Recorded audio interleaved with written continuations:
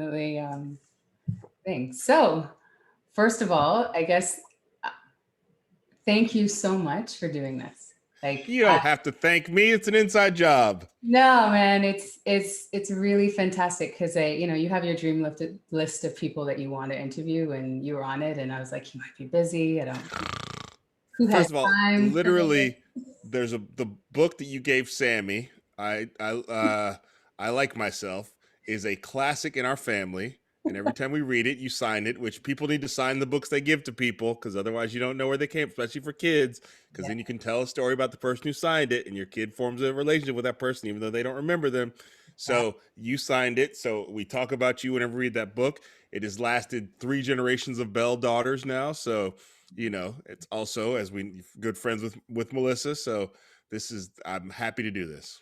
this is amazing. You So, knew me before all this was and whatever that this is, is. yeah, and that is a great segue because I've known you for years now, but I don't think I really knew your journey, to be quite honest. And it's Hmm. been fantastic, kind of like stalking you, to be quite honest. For the last little while, when you said yes, I was like, oh, I get to learn a little bit more about Wait, who is this guy? why do I want to do this? So, how does it? This is not even a question I was thinking of asking, but I mean, author, podcaster, host, 3 albums, stand-up comedian, Kamau. First of all, when did you have the time to do all of this? Secondly, how does it feel? Oh, these are sort of intertwined. So when did I find the time to do all this? I remember Chris Rock said, I heard him on an interview, I think it was on Bill Maher, saying, if you want to make more money, get married. If you want to make more money than that, have a kid. If you want to make more money than that, have a second kid. And what that really means is that your level of hustle starts to go up the more people depend on you, or the more people you feel like depend on you. Melissa obviously can take care of herself, but the more you feel like I should provide for my family. So, I've been doing comedy since I started doing comedy in 1994, and for a long time I was just sort of fumbling around, like not didn't know what I wanted to do, didn't trying to figure out how to say what I wanted to say. Also, I don't think the industry wasn't really there wasn't a place for me like there is now, like there is for comedians who I think feel the way I feel now. Uh, so by the time I met you, I had started to go, okay, I think I know what I want to do now. So I Right. feel like by the time that Melissa went to grad school, that our conversation when she went to grad school, I was like, I was thinking about moving to New York because I was like, I need to really kick this up another notch. And Melissa goes, I'm going to grad school in Southern California. We lived in the Bay Area. I was in San Francisco. She was in Oakland. And so at that point, I was like, okay, we both can't leave. If I go to New York and you go to Southern California, that just felt like that's the end. Mm, So I'm just going to stay in San Francisco and dig in deep and try to, as I said to myself at the time, I'm going to try to become the king of San Francisco comedy, which was just my way of saying, like, I want the city to know I'm here in a way they don't know now. right. And so when Melissa went to grad school and around the time that we met, I was really like in the process of like making myself into more than I had been before. Like I started doing my own solo show, renting theaters, making posters, paying for posters, writing press releases, all sorts of stuff I'd never done before. And those are skills that have translated to this day that I still sort of go, I was like my own professional boot camp. Uh, yeah. So, and then me and Melissa got married in 2009. We have Sammy in 2011. And 2011 is when I first got my first TV show. Because again, I think I was just like, I got to make stuff happen. Yeah. Like I got to and not that I did it. A lot of people helped. A lot of people helped, and I had luck. Uh, but as I always learned, luck is the residue of design. So yeah. So then it just became about like as me and my friend Jason would say, my best friend since high school, strike while the iron is lukewarm. So when there are things like when you success breeds more success, and so I'm always like sort of a little bit panicked that this is all going to go away. So I'm always trying to like take on new things that I think are worth my time that I also feel like can also help me provide for my family. So it's a lot. Okay, so in that struggle and strife and trying to provide, when you did your first album, which is, I think, I don't know if people do that as much anymore. I mean, I know I have old albums from comedians that my parents loved back in the Mm-hmm. day. When you did your first album and hit that milestone, who helped you with that? Who was the person, or did you just do it on your own and like figure it out? No, no. First of all, nothing. I just want to be very clear. Nothing happens on anybody's own. Like you know, like Hence like this like yeah. podcast. So there's no as much as I can talk about the work that I did, but like there's any number of people that I can point to. Like with my one man show, my friend Bruce Packman, who worked, it was an independent theater producer, like set that up for me. Like he really like had already had the relationships, and I had learned from him how to do some write press releases, make titles, posters. So yeah. So but with the album, I mean, that album came out of like this is dead technology. I had a mini disc recorder, which was a thing that before we had phones that recorded voice memos. I had a mini disc recorder. That was the thing every comic had for a while to record their sets because they were digital, they sounded good. And it was my first time ever headlining at the Punchline. So if I'm going to talk about the Punchline, that was one of the clubs, two clubs in San Francisco that gave me a lot of stage time. They treated me like I was a member of the family. I formed a lot of still lifelong relationships out of that club, even though the club is closed now and I haven't been there in years. But like, so that club became a place that I felt very comfortable. Molly Schmink was the booker, still is the booker, and all the people who worked there.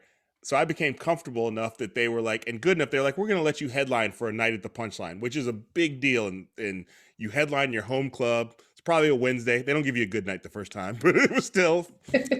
And so, you know, I invited all my friends and supporters and sold it out. And really, again, you're sort of like trying to like, I need to make more of myself and believe in myself, and just put the main disc recorder on the stage next to me to document my first headlining gig. And after it was over, I was sort of listening to it. And a good friend of mine, Kevin Avery, who we also went through that same process of like, oh, we need to take this career more seriously. And now he's won multiple Emmys and is a writer, producer in Hollywood. He was like, this sounds like it could be an album. Like, I think it was him saying that. We were roommates at the time. And I was like, really? And then I gave it to another friend, Matt Morales, who was also, in addition to being a comedian, was an audio engineer, trained audio engineer. And so he sat down and mixed it and pulled out every time I set my glass down on the table and it made a big noise. And like, and then it was like, oh, I need artwork. So I went to my friend Lee Hahn, who was a graphic designer who had designed the bell curve posters. And I had this pitch for him and he did it and he put it together. And then it's like, oh, I need to print up the CDs. I knew somebody who had CD. So it's like none of that happened on my own. It was just like the community of people I had built around me were all happy to sort of like contribute. And not even Kevin didn't know he was telling me to release my album. He was just like, this sounds like, he was like sort of just impressed with how good it sounded. And now, I mean, so I basically bootlegged myself is what that album is. That's why I started this podcast. I mean, you've named Bruce, you've named Kevin, you've named all these people. And I find in the industry now, because we're so focused on influencers and people coming out of nowhere, I'm like, no, just like it takes a village to raise a child, it takes a village to become successful. Oh, yeah. People doing like favors for you left, right, and center, and whether that was editing for you or whatever. And those are the stories that I'm sort of interested in. And speaking of your bell curve show, specifically, was that at Punchline and the Spacemakers for that? How did that come about? No, because it was really when I really conceived the idea of doing that show. Oops, that was a lot of noise. It's hard to control all the notifications. Sorry about that. And they're important, especially. Yeah. So when I realized I wanted to do a one-person show, which I had already been involved in the solo show scene in San Francisco through my friend Bruce. I'd actually I directed his show because he was like, can you help me with this? And I ended up being a director. Through Bruce, he was like set up classes for me to teach because he was basically like, I can't pay you because I don't have the money, but I can set up classes for you to teach and that will pay you. So like I was like, sure. That ended up going really well. So that was like really how I made money for several years. Stand-up wasn't paying, as it wasn't paying a living wage.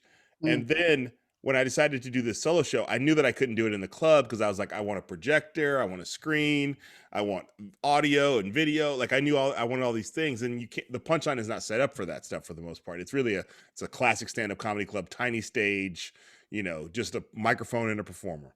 Right. Also. But luckily because of Bruce and because of the work I'd done with Bruce, we had an inn at this theater called the Shelton Theater, Matt Shelton, who is the owner operator of the Shelton Theater. And so I'd done a lot of classes and a lot of things with Matt Shelton, and he just happened to have a show in that was renting his theater, but didn't want Thursday nights. Like they just did. And so he had Thursday nights available, which for anybody who's a performer, Thursday night is a great night to do something. It's like, because as the comedian David Tell said, it's Baby Friday. Like, so it's like Absolutely, it's prime. it's a night when people, so Mhm. like mostly you don't get Thursday night when you're trying out a new thing. You get Sunday morning. You don't get Thursday night. And so I had this great night, and I had this idea for a show, and also Matt Shelton allowed me to pay him out of the receipts. So I didn't have to come up with money off the top. I could pay him once I made my money, which to me made me feel better about it. Because what if I don't make any, like, I don't, so I don't have to come with the money up front. So maybe I don't make any money, but I don't have to pay that money until later. Like, I don't have to figure it Right, out you until didn't later. need the capital to Yeah. start. Cheap. So that's, but because I'd done things with him and had a long relationship with him, so he just sort of, we had built equity, so Mhm. and so we did it the first time we did it, it was sold out, and then it was like we started doing it like every Thursday, and then it was like, and then we started doing it once a week on Thursdays. It was 4 Thursday, it's for a month, it was like once a month on Thursday, and then it was once a week on Thursday, and then eventually we moved to another theater and did it 3 times a week, the Climate Theater, which is no longer. And that's where I sort of like picked up the, like, started doing 3 times a week, and that's when it sort of like I started taking it to LA and all sorts of other things. But yeah, it really started from like I knew Bruce was a friend of mine. Matt Shelton had a theater, he had a good night open. Without that, the show doesn't exist in the same way. So Matt and Bruce are your Spacemakers. That's Yeah, it's funny. among many others, but they were Yeah, like the Bruce central. really, I think if we're gonna, Bruce really was a consistent force. Matt's a great dude who owned a theater who I had a good relationship with. Like, so I think it's like everybody doesn't have to be your best friend. Like, like it's so Oh, like absolutely. Bruce was like, we were like we were in it together. I would do stuff for him, he would do stuff for me. We would work on other people's thing. It was like we sort of had a little crew for a while, and then Matt, because we were doing all this good stuff for Matt, and I'm not taking anything away from Matt. I just want to be clear that Matt was like a, the, a good theater owner, a nice business owner, which you don't always have in performance. But the people who own the spot are also nice people. Yeah, absolutely. He still opens the door like that. Yeah, That's yeah. yeah, Without that, we're just talking. We're just yammering. right. So was full, am I getting this right? Face full for floor? Face full of flour. Face full of flour. There he goes. I was like, nope, that's not it. Face full of Yeah, yeah. is that a turning point being recognized in, best top 10 best comedy albums? Was that a like, Again, okay, it's about Spacemakers. So I did my own album. Like, this was the early days of like sort of internet content. So we're talking about, yeah. the 2010s, like the early 2010s, the late aughts, early. So my first album came out, I think 2009 or something, and Mhm. then 2011 there was an early, one of the early sort of there were all these like content companies that were coming into the Bay Area, and they would all go, we need comedians, and so they'd come to the Punchline, and they'd give us things to do, or there's ways for us to make money, write things for us, and so there was always this sort of like new content company in town, and this was Rooftop. They came to town, but they actually made a big splash and actually made some good content and got a lot of comedians jobs. And I had started forming a relationship with them, and they were like, we want to sell your album on our website, which I was like, ooh, great. So they wanted to sell my first album, One Nig Only, which was the name of it. It's a visual joke. Doesn't work if you hear it. One Night Only. And so they were like, we want to sell your album on our website. And I was like, that's great. But it was like 2 years old. I was like, but I really would rather do a new album if we're going to start selling, if you think this is going to sell. And they were like, okay. So then they paid for the recording of that album and the distributing of that album, and that allowed me to record Face Full of Flour, which in a more professional way, with like, with an actual, not just a mini disc recorder, but they had microphones hung throughout the room. And You moved up. I All moved right. up, All right. and also got to like a friend of mine who took the cover art for that, who was a photographer I met, named Elizabeth Allen at the time, who I met on MySpace, which was back in the day. Yeah, Ooh. yeah, this is the MySpace era, in a chaste way. Let me be clear about that. MySpace was messy.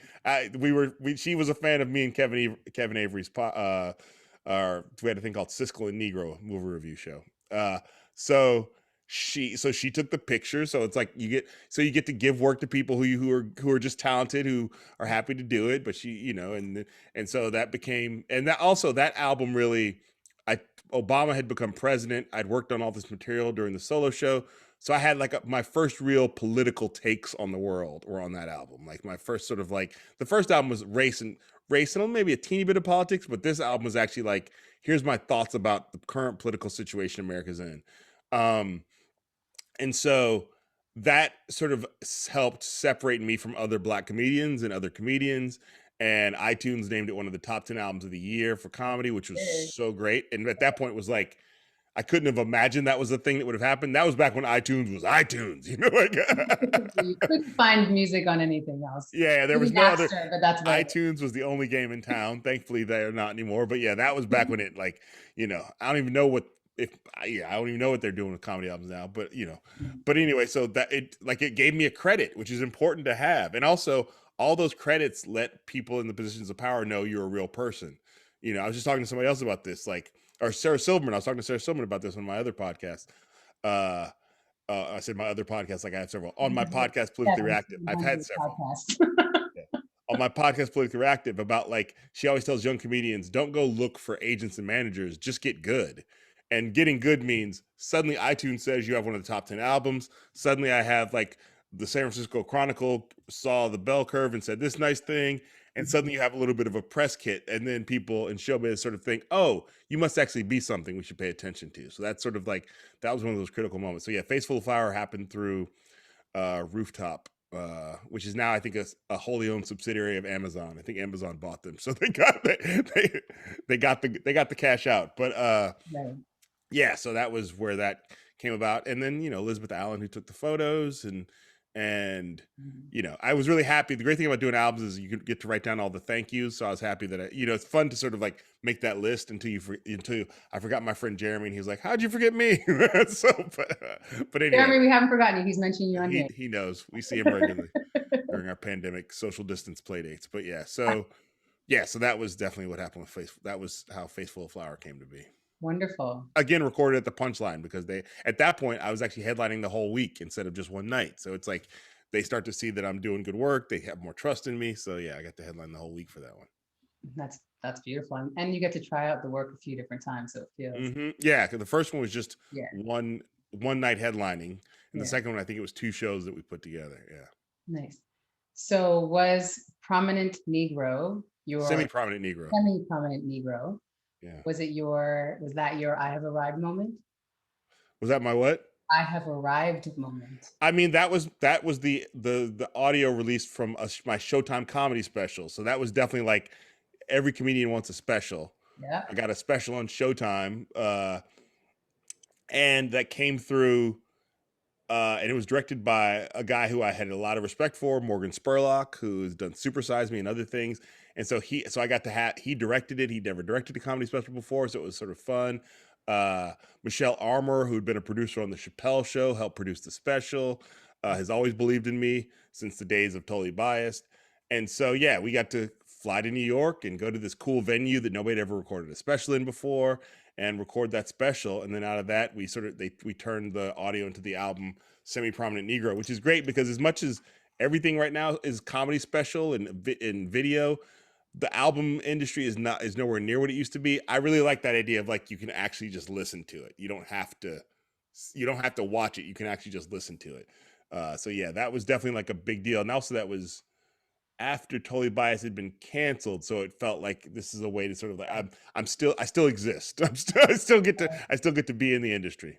So speaking of Totally Biased, so when that got canceled, did you have that moment of like, maybe this isn't it? Did you want to quit? What was it? What was the feeling around that? Yeah, I had that. Yes, I had that moment. I was thinking that moment. And have you ever seen the movie Ferris Bueller's Day Off? For sure. Okay, you never know where these movies stop with generations, but the line that goes through my mind is when Cameron goes to Egypt land, let my Cameron go. Like it's Cameron in bed, like just totally like wiped out by the like all the expectations of life and how he can't meet them. That's how I feel about that post Totally Biased time. I was like, I may be out of show business. I may be too stained by the failure of that show because it was a pretty public failure. It was a very public failure. Mm-hmm. I know Black folks get their TV shows canceled and they're never heard from again. Like it's just like, it's just, so I thought this could be it. And I think again at the time, Melissa certainly was there for me. Sammy, my daughter, was there, and so Mhm. it that's the time when it's helpful to have a family sort of to look at you and realize you're not just what your career is. But we were living in New York in an apartment that the rent was for a guy who had a TV show, not for a guy who was unemployed. So we had to figure out what to do next. And then Melissa got pregnant with Juno, and it just became like very clear to us we had to move back to the Bay Area where we had a support system and a network and friendly faces. So talk about Totally Biased. Who was instrumental in your Totally Biased failing forward moment? Because I mean, I wouldn't have Totally Biased without Chris Rock. Chris Rock saw me do the bell curve in New York. I didn't know him. I knew people who knew him because the comedy industry is small. But he snuck into the back. I didn't know he was there. And then afterwards, he came backstage. And, Chris Rock is one of my favorites of all time. So, even though I knew famous comedians, I was starstruck by Chris Rock. And every comedian is starstruck by Chris Rock just because he's an icon of that stature in our industry and in the comedy world. And he came back and was like, "Oh, it was funny. Yeah, it's good. It's good." Like I think 8 people are funny. You're one of the 8. All right, man. See you later. But then he called me and over time helped me get this show on FX called Totally Biased, which now sounds very regular, but at the time it was like a Daily Show style Mhm. attack on the news show hosted by Yeah. a black guy, which now that was before the Daily Show was hosted by a black guy, and before Samantha Bee, and before John Oliver and Hassan Minhaj, and sort of like at that sort of the idea that there can be more than one person doing that show was Mhm. not the case when I did it. So the thing about Totally Biased, it was hard. I always say it was like that show ended like the end of a Vietnam War movie where everybody who survived just sort of went their own separate directions and like didn't talk anymore. Like it was because I had a Oh. lot of friends who I hired on the show, and it's great to work with your friends, but it's not great to be your friend's boss. Hmm. So, there was a lot of things that didn't survive that show. Luckily, some relationships got stronger. Me and Mhm. Hari, who were on that show together, still do Politically Reactive, our podcast, and are still great friends. Um, and yeah, but it was like, so I tried to like bring my NBA posse with me. I tried to sort of Allen Iverson with it, bring or LeBron James it, bring the whole crew. And LeBron James did a better job than I did. Which, uh, so yeah, it was just sort of like, it was a lot. It was on for about a year. It started out being once a week, which was sort of like getting our sea legs. Then they made it 4 days a week, which was just too much, too fast. Mhm. And I had never been on TV regularly, and I just didn't have the it's like you can be a great natural basketball player, but you need to train to go to the Olympics. Like you can Yeah. and Yeah. I think it was like that. Like I had some natural skills that were good there, but I needed some training to get there that I didn't Clearly have. you did, because you're now a 5-time Emmy Award winner. Yeah. No, So, that so, I've now so had a you lot more it reps. was there. It was Yeah, it was uh, clearly I had skills. I'm not trying to say that, but it yeah. definitely was like when I look at the shows that like when you look at Samantha Bee, John Oliver, Hassan Minhaj, all 3 of them went to Daily Show University. And so they got some real reps in how to do that before they went off and did their own thing. And I felt like if I had just been able to be an intern at the Daily Show for a summer, I would have picked up something. You know what I mean? So Right. but yeah, so it's like it is a yeah, it was, and I'm not complaining about the opportunity, but I certainly look back and go, here's how I would have wished it had gone differently, which also puts me in a better position to mentor other people about like make sure you get your reps in. Yeah, absolutely. So I never asked you if you were part of the executive production team with Totally Biased, but I know you are on the production team of United Shades of United America. States of America. So, in that respect, one, did that happen right away? Tell Hmm. me the journey on this one, because Hmm. that is what you're doing on the show is incredible. You're having very tough conversations, which is it, the respect that I have for what you're trying to do and what you're trying to say and what you're trying to teach is bar none. So, how did that come about? Was it your idea?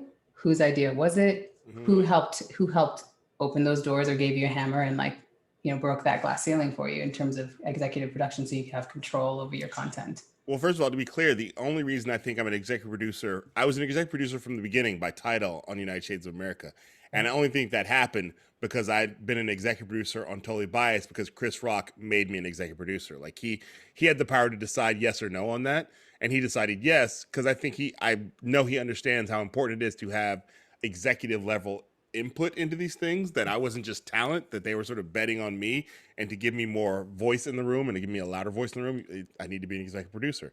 So when I got to United Shades, I was an executive producer from the top, which is a big deal. Huge. Doesn't mean that every other executive producer listens to you though. Ah, You're a black guy who they feel like is new still, even though he had a TV show. So mm, the first year of the first season of that, and I've talked about this before, was really a struggle for a couple reasons. One, I didn't feel like I was being taken that seriously by the other exec who was in charge. Two, uh, I was the only black person who worked on the show in any sort of lead role. So we're doing a show about, and I was also the only person of color who worked on the show in any lead role. Like, yeah, so we're doing this show about inclusion and celebrating diversity. And I would sometimes be out in the field with a question, and I don't have anybody to talk to but Google. You know what I mean? Because it's like you all don't know, you don't have the input on this the way that I need you to have it. Like, so we're doing a show about the Klan, and then I'm hanging out with a bunch of white guys who I just met, who are the crew of the show, and I need to talk to some black people. Like, I need to be able to sort of like, right. and so over the course of the shows, we're filming our sixth season right now. Over the course of the last few years, every season, it's like you accrue more power, you get more respect. Also, winning Emmys helps because people take you more seriously. We've done a good job for CNN. So yeah, so it's like, it's still, there's still struggles because it's making art in a commercial environment, which is not easy. I think of the show as art, but it has to be 42 minutes long because it's a commercial environment. So it can't be 43 minutes long. It can't be 41-minute long. Like, it's got to be, so every episode has to be, and it has to have commercial breaks. So, but also that means that more people see it than if I was just making it on my computer. Right. Because I don't have the skills to make it as good as this. So yeah, so when the show was brought to me, it was already had been sold to CNN as for a pilot. It was called Black Man White America, Right. and yeah, and it was just supposed to be about a black comedian traveling to white spaces. And I still don't know how. I think the all the sort of tumult of Totally Biased made me go, I cannot step into another thing that I feel like isn't right, even though I need this job. Mm, So I wouldn't do that. I was just very like, I wouldn't do that. Like, I mean, it's like, I'm just gonna be a black man talking to white people every week. Like, I was like, I live in the Bay Area. They will not let me leave my house if they're like, oh, white people are what's important. We got to learn about white people.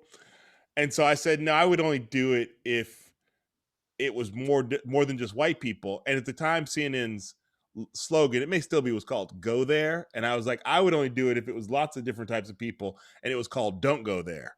And so that made them laugh, although they weren't going to name a show "Don't Go There." And then the producer, Jimmy Fox, who was the head executive on the show, who's not the producer I'm talking about. Jimmy is great.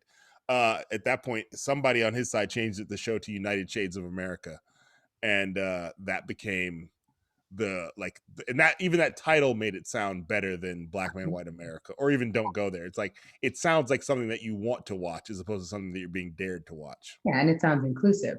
Yeah, it sounds inclusive. Like, Yeah, and I don't even know. I still don't know who came up with the title. Maybe it was Jimmy, but yeah, it just sounds on brand for an America we didn't even know we wanted necessarily at that point. But now every day it's like, yeah, we need to figure out how to do this. exactly. So they pitched it to you. Hmm. So who was that person that said, It was "Hey, we have a show for you"? Well, it was Jimmy Fox pitched it to CNN. CNN was like, "Do you have a black comedian in mind?" I think Jimmy did not. I think, from what I understand, Amy Tellis, who was my boss at CNN, who's a VP of vice president of, I don't even know what her title is. She's right under Jeff Zucker. Jeff's the main at CNN, but Amy is Pretty important great. She's been lady. in, huh? This is a pretty important lady. Yo, she's super important. There's no question. Yeah, Amy's been in broadcast news like for over 30 years. She is a real G. Like, she is like, Amy is not, she will cut you with the word or lift you up with the word. And I appreciate her clearness, her clarity. I'm always, and also she's been very good to work with in a way. It's great to be at a time when like the industry was falling around like about time's up and there's not enough powerful women. I at CNN I was like surrounded by powerful women, and I was just like, well, aren't I lucky? Like, so like Yeah. Heather Brown, who's a publicist at CNN, who's also a black woman, has been like basically like my lead blocker, and like Heather will not put me out there for some publicity that's bullshit. She gets me from very early on. We had a conversation because I was doing some press, and it was like it was with a black outlet that was like basically didn't think I was black enough was how it came across. Mm. And I said to Heather, look, I know we just met, but I said, to be honest, I'm kind of what a lot of black people think is corny. So like so we just have to be careful about where I go and what to expect. And she's like, I get you. And so from that point forward, we've been in unison. Uh, but yeah, so it's like, so Amy was apparently Amy or someone at CNN said, well, what about this guy Kamau Bell who was on Totally Biased because he's a black guy who talks about politics? Because they basically CNN was like, we need somebody who actually knows how to talk about politics if they're going to be on our network and knows. And so I wrote about this in my book. So CNN came up with me. Jimmy Fox said sure. Then I had a meeting at CNN when they were still thinking about it, where I actually met with Jeff Zucker, who Jeff Zucker is a legendary show business figure. He is there's 2 books about the late night comedy wars, where like basically the whole Conan O'Brien, Jay Leno thing. Mhm. Jeff was the exec who was like moving Conan here and Jay Leno here, and so he's well known. Puppet But now master. huh? He's a puppet What'd you master. say? Puppet Yeah, master. yeah, he's the puppet master. Jeff is definitely a puppet master. And so I had a meeting with him, and in the meeting, he's like, "So you pay attention to current events and politics?" And I go, "Yeah." And he goes, "Okay." And he goes, "Here's a test." And he started quizzing me on current events, which Clearly, is just you got it right. I did well. The funny thing was, it was basically, I mean, just like I have I think I already had the CNN app on my phone because it was just a news app or something. But it was all things that like were on the CNN app, and I was like, yeah, I just read those like 10 minutes ago. Like, so it's just like it was all the current events of the day, and also some things that are so big at the time, like if you lived in New York, you could not know about the Bridgegate and Christie, like things that were just like, well, of course, Right. uh but yeah, I passed the news quiz, and yeah, and I mean it's I'm laughing, but like I think if I hadn't passed it, Jeff would have thought differently about me. So so sometimes you got to pass the test, even if it feels funny. But yeah, so Amy and Tellis has been with me. A woman named Lizzie Fox, who is now at HBO Max, but like really was the person I could call at any point and really confided in from early on about how I wasn't happy with the direction of the show. And Lizzie was like was the word I'm looking for, not inspirational.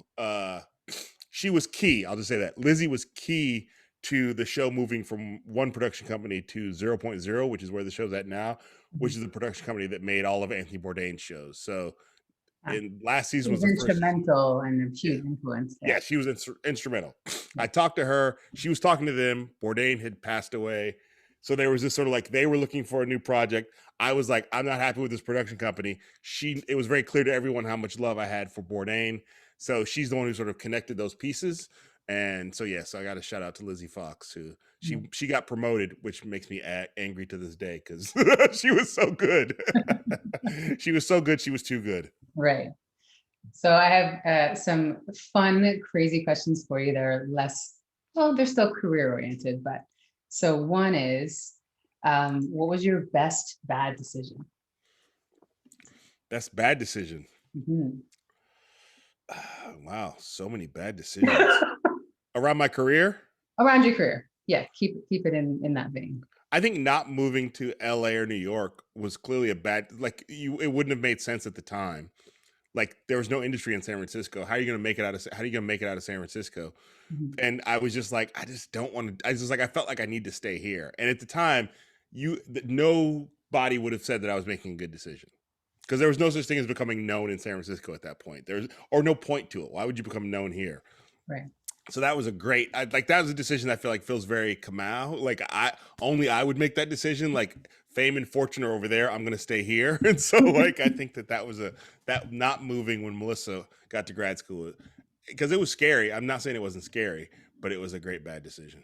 Okay. What's your significant fork in the road? Significant fork in the road after Totally Bias getting canceled and going, well, now that I'm in New York, I should stay in New York because this is where fame and fortune is, Mhm. or we can go back to the Bay Area. So me and Melissa had to talk about that a lot because I was like, if I go back to the Bay Area, I could just fall off the face of the earth again in show business because there's no, I can't get bigger in San Francisco again. I can't make a living as a comedian in San Francisco. I'm gonna have to be traveling a lot. So if we do, whatever we do to go back, I'm gonna be on the road a lot because that's where the all the opportunity and the money is. So that was a real big, like that felt like it was probably a bad decision, but we didn't have a choice. It felt like we needed to be with our friends and family and be in a familiar place after the 2 years of New York with Totally Biased. So that felt like this could be a real bad decision. Like this could be, I could be basically admitting defeat right here. Okay. Do you have a Simon Cowell, Gordon Ramsay, Anna Wintour moment, tough love mentor that just is always in your corner, or in a weird off-kilter way because they just ride you with criticism I mean, constantly? it's Chris Rock is that person.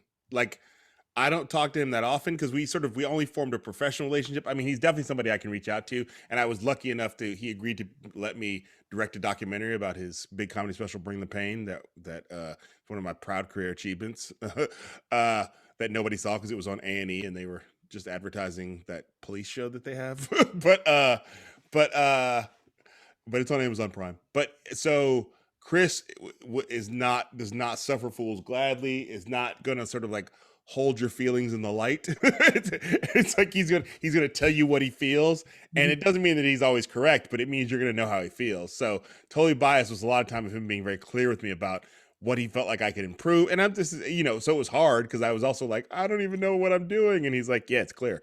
But he also like, if he doesn't open that door, I don't think I don't, my career, he's always very clear about like, you would have made it somehow because you have talent.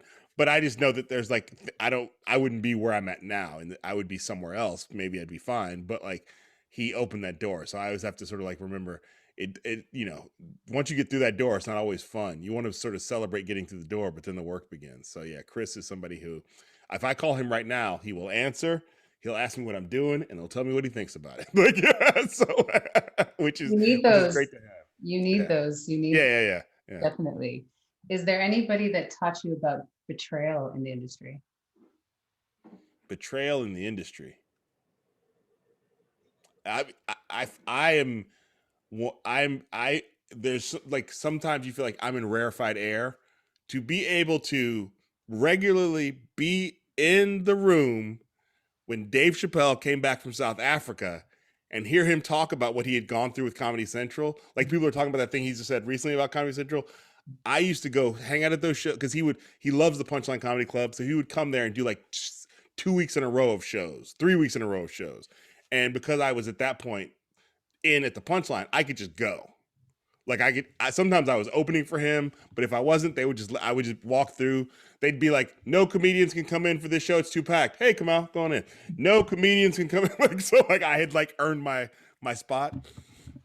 Uh, so to be in the room and hear him talk about how he felt like the industry, Comedy Central had done him wrong, how he thought the industry was hard on black folks, how he sort of built this web of like, look at what they did to Mariah Carey, Martin Lawrence. Like to be in the room as he's thinking about that was really like, I'll never forget it. And it was some of the best stand up I'd ever seen. And so like, yeah, like that was rarefied air. That's like people who like, I saw Jimi Hendrix when he first got to England. You know what I mean? It's just like some really like nobody's ever, I think he recorded all those things. I don't know if he'll ever use them, but also the context will be different because to know that every comedy fan in the country wanted to know what Dave Chappelle thought, and I was in that room regularly, was definitely, and to hear him talk about the industry was really, I'll never forget that.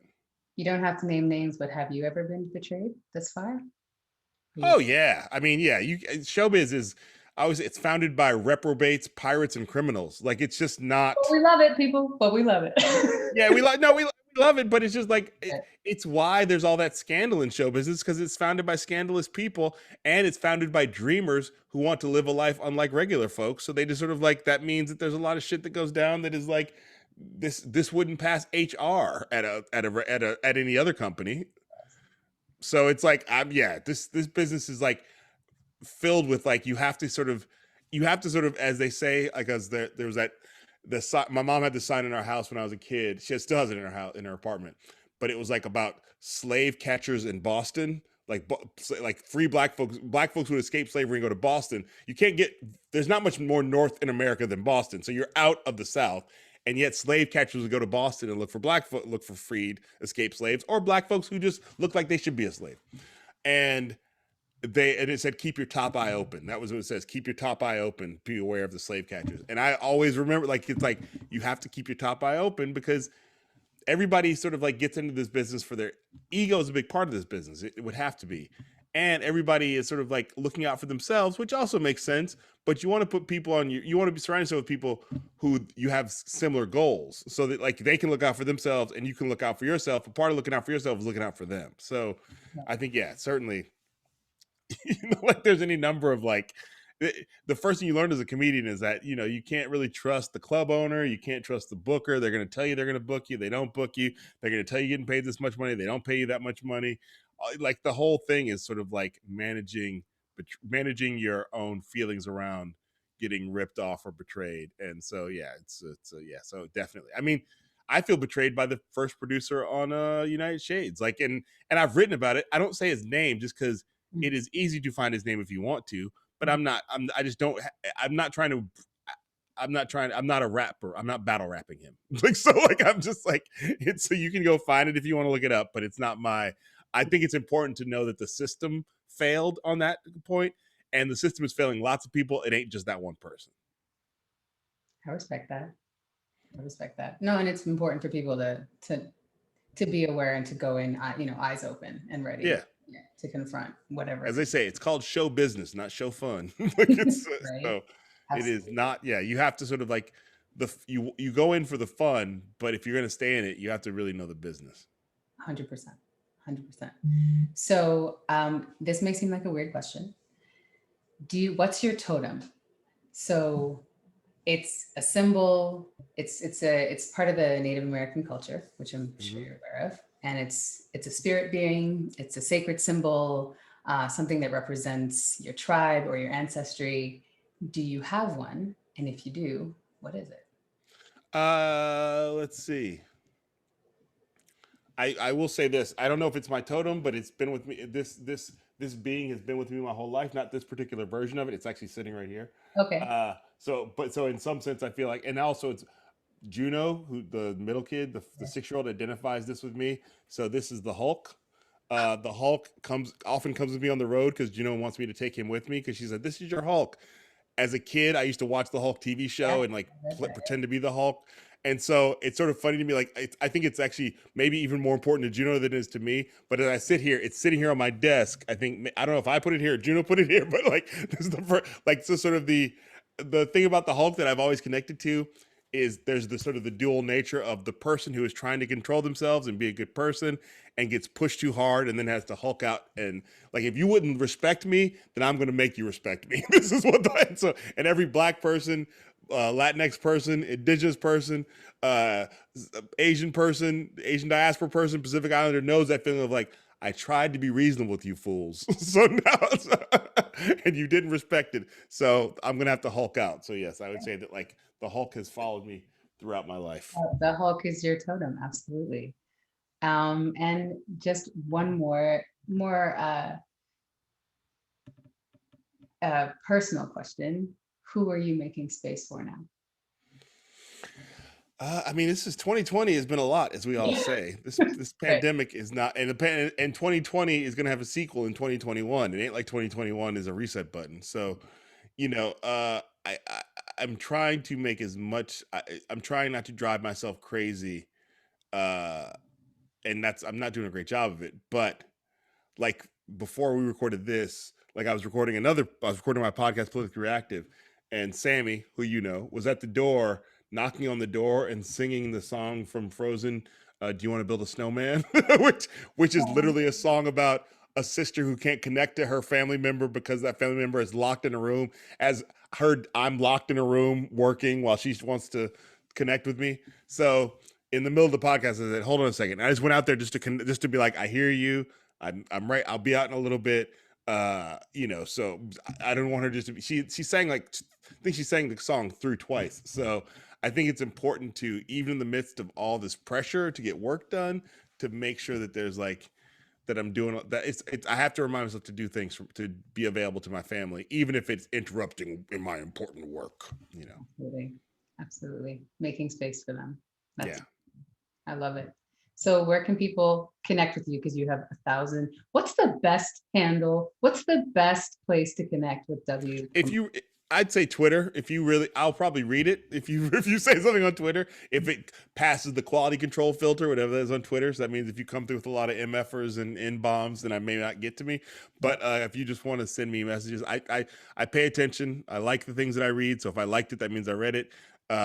It doesn't necessarily mean I liked it. It just means I got it. I see it. But yeah, I'd say at W Kamau Bell on Twitter, and I go through periods on Instagram where I'm active, so I will engage with people on those platforms. There's a MySpace, not MySpace. There's a There was. Facebook. There was a MySpace. I'm not. There's a Facebook fan page that I'm involved with, but I am not on Facebook anymore because I don't enjoy Russians and misinformation and Mark Zuckerberg. But I know he owns Instagram, but it's different somehow. But yeah, so it's like I would say at W Kamau Bell on Twitter and Instagram are the two best places.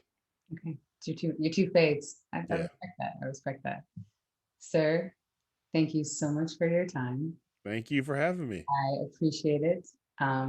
This is more than I could ever ask for. So No, I'm happy to do it. It's like you said, it's an inside job. we go back. So, and you know, I'm hoping that it inspires people because I truly believe it takes a village, and you've had a lot of people in your corner and a lot of people, and it's taken you, as like Billy Porter says, like 30 years to get to this place, like where he was at. It doesn't happen overnight, and I think a lot of people feel like it should. It's important for people. And you know, it's the what is it? Getting to the top is one thing, staying there is another. Like that's when the real hard work begins. Not that this is even the top, but just that once you get your spot, other people want your spot. Like so, you gotta like and you got to keep reinventing your spot and making yourself more relevant in that spot. Well, author, host, podcaster. I mean, the list goes on. You have a few spots on top there, sir, and it's incredible. Well, thank you very much. Thanks. Good to see you. Good to see you. I'm going to stop recording. All right. All right.